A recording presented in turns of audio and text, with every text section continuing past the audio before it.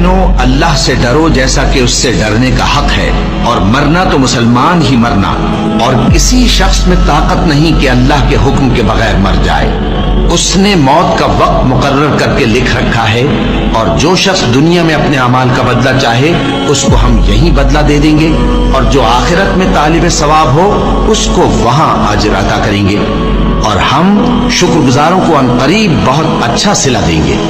ہر شخص کو موت کا مزہ چکھنا ہے، اور تم کو قیامت کے دن تمہارے اعمال کا پورا پورا بدلہ دیا جائے گا۔ تو جو شخص دوزخ سے دور رکھا گیا اور بہشت میں داخل کیا گیا وہ مراد کو پہنچ گیا،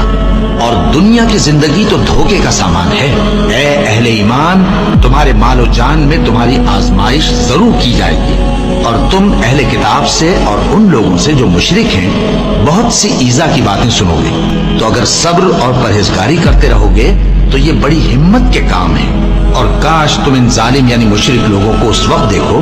جب موت کی سختیوں میں مبتلا ہوں اور فرشتے ان کی طرف ہاتھ بڑھا رہے ہوں کہ نکالو اپنی جانیں،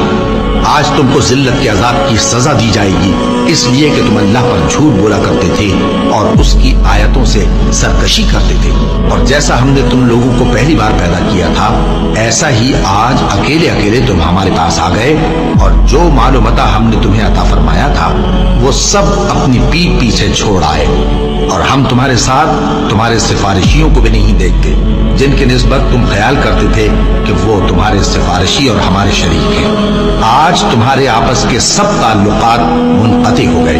اور جو دعوے تم کیا کرتے تھے سب جاتے رہے۔ ان فرشتوں کی قسم جو ڈوب کر کافروں کی جان کھینچ لیتے ہیں، اور ان کی جو مومنوں کی جان آسان